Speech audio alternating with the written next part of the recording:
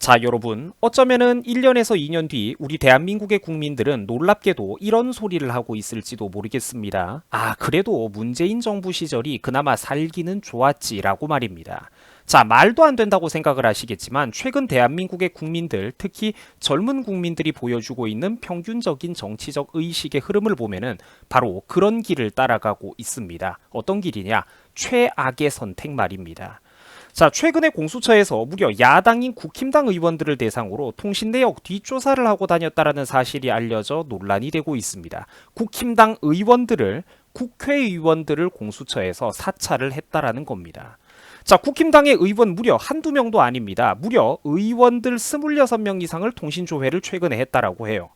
자, 정부기관이 입법부인 국회의원들을 통신 내역을 사찰하고 다닌다라는 거는 이거는 여러분들이 중고등학교 때도 교과서에서 배웠던 그 삼권 분립의 균형 자체를 깨뜨려버리는 어마어마한, 말 그대로 어마어마한 사건입니다. 제가 비유할 만한 대상을 못 찾겠어요.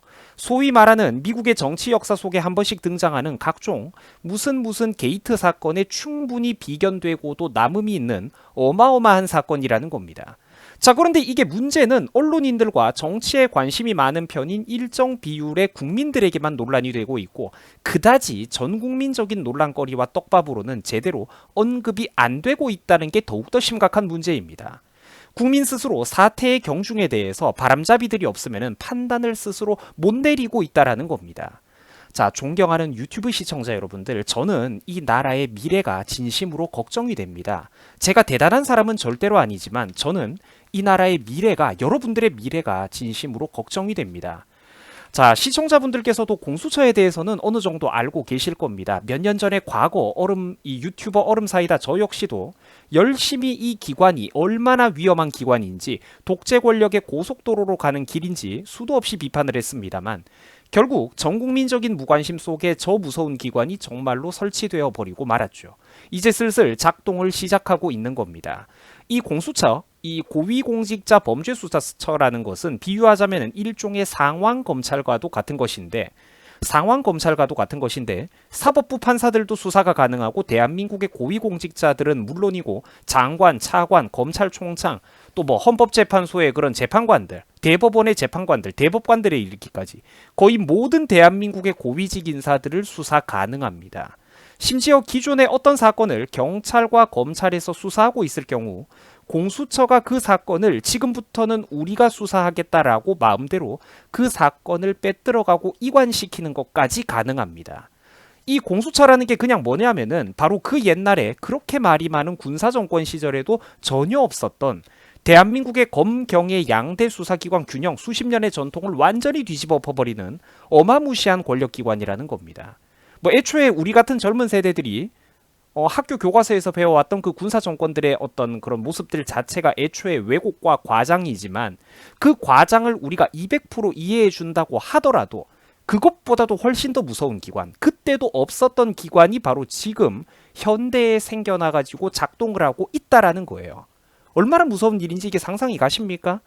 그동안은 인사와 조직 체계가 제대로 자리 잡히기까지 시간이 걸렸기 때문에 제대로 일을 못하고 있었는데 이제 슬슬 적응이 되죠. 이제 슬슬 문재인 정권 말기에 들어가지고 이 공수처라고 하는 무시무시한 괴물이 기지개를 켜고 있는 겁니다. 그나마 보수 성향 코스프레라도 해주는 이런 TV조선 같은 보수 언론사 기자들에 대해서 수십 차례에 걸쳐 통신 자료를 조회했다라고 하죠. 바로 친문재인 정부 성향의 이성윤 검사장에 대해서 좀 비판적으로 황제 조사를 했다고 뉴스 보도가 비판들을 하자, 정부와 공수처에 대해서 뉴스 보도들이 비판을 좀 하자, 그때 이후로 나온 사실상의 보복성 사찰이라는 겁니다. 정부 비판이 하니까 사찰을 한다라는 거예요. 유튜브 시청자 여러분들, 저 같은 개인이야 여러분들에게 있어서 솔직히 특별한 사람이 아니죠. 노는 시간에 시간 날 때마다 잠깐씩 챙겨보는 수많은 유튜버들의 영상 중에 하나에 지나지 않겠습니다만, 제가 매번 이렇게 간곡하게 진심을 담아가지고 설명하는 영상들은 대부분 굉장히 중요한 내용들을 다루고 있습니다. 여러분, 2021년도 다 끝나가고 있는 바로 이 시점에, 21세기 이 시점에 정부기관이 기자들을 사찰하고 있습니다. 뉴스 언론사에 뒷조사를 하고 다닌다는 이런 거는 상상을 초월하는 어마어마한 일이라는 겁니다. 이런 일은 이제 시작에 불과하다라는 거예요. 만약에 다음 정권 가가지고 저게 제대로 교체가 안 되면은 저 무서운 기관이 어떻게 활동하고 다닐지 두렵지도 않습니까? 국민 여러분들에게 앞으로 무슨 일이 벌어지게 될지 정말로 상상하기가 힘이 듭니까? 최근에 이와 관련해 가지고 비판적인 논란이 조금이라도 커지자 공수처는 누군지 알아보기만 했던 것뿐이다라며 엉뚱한 변명을 했습니다. 자, 그런데 애초에 지들이 뉴스 언론사 기자들의 통화 내역을 왜 뒤져봅니까? 통신 내역을 왜 자기들이 조회를 합니까? 누구랑 통화하고 다녔는지, 누구랑 무슨 연락을 주고 받았는지, 그거를 왜 지들이 검열하고 찾아다닌단 말입니까? 왜 그거를 뒤적뒤적거리고 있죠? 여러분, 무서운 세상이 지금 오고 있다니까요. 무서운 세상이 지금 이미 오고 있습니다. 우리 곁에요. 다른 사람도 아니라 대한민국에서 그래도 의석수가 두 번째로 많은 거대 정당 제1야당의 국회의원들까지도 수십 명이 통으로 통신조회를 당하고 있습니다. 여러분, 이런 상황에서 6개월, 1년, 2년이 더 흘러가 버리면은 정부의 비판적인 의견을 가지고 있는 일개 개인들, 여러분들의 목숨은 파리 목숨 아닐까요? 상식적으로 말하고 다닐 수 있을 것 같습니까?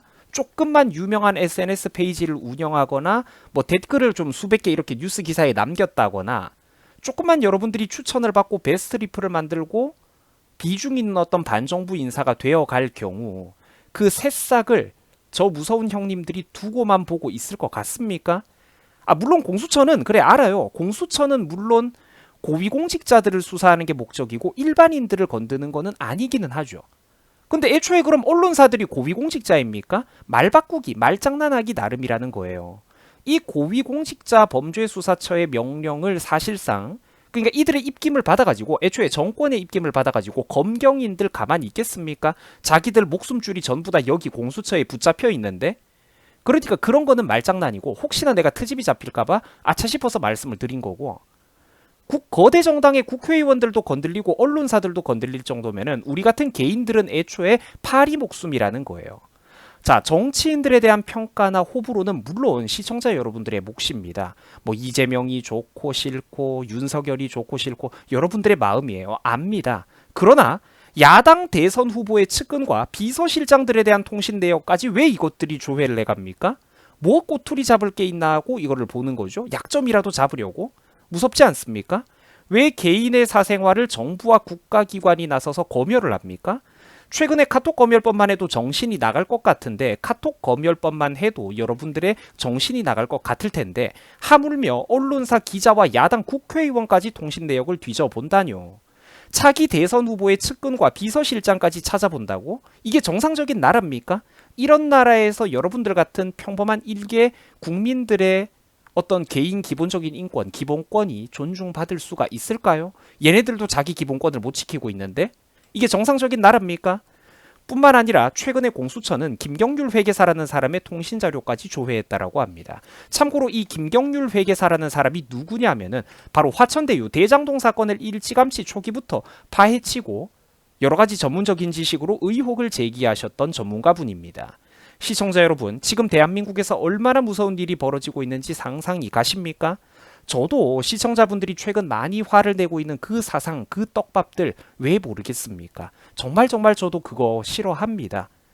하지만 그런 사건들조차 일개 사소한 일로 치부될 정도로 아예 그냥 국가 근본적인 미래와 개개인의 기본권, 국민들의 기본권 자체를 위협하게 되는 훨씬 더 거대하고 훨씬 더 무서운 일들이 지금 바로 국민들의 눈앞에서 벌어지고 있다라는 겁니다. 지금도 당장은 내일이 아니니까 남의 일로 치부하실 겁니까? 국민 여러분들 부디 정신을 차리셔야 됩니다. 얼마 전에 공수처는 논란이 커지자 김경률 회계사의 통신자료 조회 사실을 법에 따라서 그런 과정이 있었음을 알렸다라고 말을 했습니다. 자기들이 법에 따라서 당사자에게 그런 과정에 대해서 알렸다고 말을 했어요. 그런데 여러분들 놀랍게도 이거는 새빨간 거짓말입니다. 김경률 회계사 본인이 절대로 어떠한 정보통신조회 사실도 나한테 제대로 알린 적이 없었더라고 분명하게 해두고 넘어간다고 설명을 했다라는 겁니다. 저는 이제 이런 분들이 하나하나 표현의 자유가 아니라 신체상에마저 무슨 문제가 생기지 않을까 진심으로 걱정이 됩니다. 자, 여러분, 지금 우리 대한민국은 어떤 방향으로 흘러가고 있습니까? 수천억 원대가 넘어가는 1조 원대를 넘나드는 당군 이래 최대 부동산 개발 비리 화천대유 사건이 이미 다 묻혀가고 있습니다. 국민들은 과연 지금 정상적인 반응을 보여주고 있습니까? 확실히 더 많이 화를 내야 할 만한 사건에 대해서 화를 동등하게 내고 있습니까? 여야를 바라보는 기준이 과연 공평합니까? 대장동 개발 의혹의 핵심 인물이었던 유한기 씨 어떻게 됐습니까? 숨진 채 발견됐습니다. 지금은 벌써 몇 달이나 지난 것 같은 착각이 저조차도 드는데 이거 고작 12월 10일 불과 약 2주 전에 있었던 사건입니다. 그때 사람이 한 분 가셨다고요. 그리고 불과 일주일 남짓 흘러가지고 또 무슨 사건이 터졌습니까? 성남도시개발공사의 김문기 처장이 또 숨진 채 발견되었습니다. 여러분, 이런 거 보면은 국민으로서 화가 난다거나 무섭다는 생각, 살벌하다는 생각은 안 드십니까? 저 유가족들이 억울하다고 꼬리 자르기 당했다고 눈물 쏟고 장례식장에서 오열하는 거 다들 보셨나요? 남의 일이니까 그냥 저게 넘어갈 일입니까? 남의 일이니까? 나만 아니면은 됩니까? 세상에서 제일 깨어있다는 그 시민 코스프레 하기 좋아하던 그 똑똑한 대한민국의 대졸자 국민들 전부 다 어디 가버렸단 말입니까? 정치의식 높다며. 근데 그 높은 정치의식은 왜 내 눈에는 안 보이는 거죠? 대장동 사건을 처음 보도했던 어느 기자님은 개인 SNS에 다음과 같은 글을 올렸습니다. 요즘 저한테 몸조심하라고 당부해주는 지인들이 굉장히 많습니다. 분명한 것은 저는 절대로 극단적인 선택은 하지 않을 것입니다. 라고 말입니다.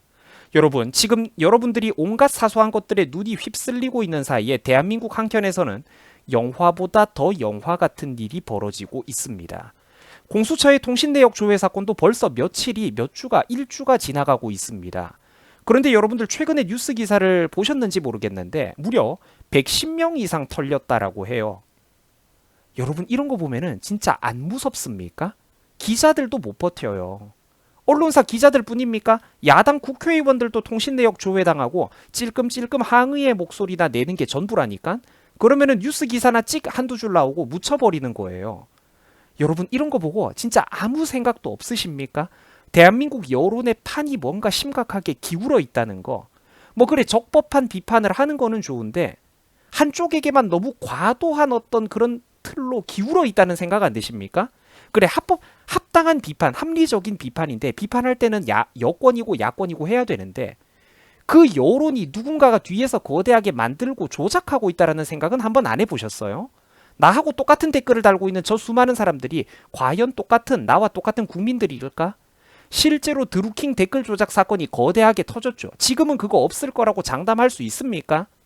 비판을 하든 칭찬을 하든 확고한 자기만의 기준이 냉정하게 있어야 되고 주변 여론과 댓글에 휩쓸리지 말라는 거예요. 언론사 기자들 110명이 사찰을 당했습니다. 야당 국회의원, 대한민국에서 두 번째로 거대한 정당의 야당 국회의원들도 무더기로 통신내역 사찰을 당했습니다. 아무 생각 안 드십니까? 거대한 구심점이 정치 세력이 시민단체가 바람잡이 역할을 안 해주면은 우리나라 국민들은 이런 사건이 터졌을 때 아무 생각도 못한단 말이에요. 제가 그래서 우리나라 국민의식에 대해서 수도 없는 비판을 했던 겁니다. 온갖 오해를 받아가면서. 여러분, 이게 선민의식입니까? 아니잖아요. 걱정하는 거잖아요. 우리들의 미래를. 나와 여러분들이 앞으로 결혼하고 자녀를 낳고 살아가야 되는 이 미래에 대해서 걱정을 하는 거잖아요. 거대한 바람잡이 세력이 없으면 우리나라 국민들은 스스로 생각하지를 못한다라는 거예요.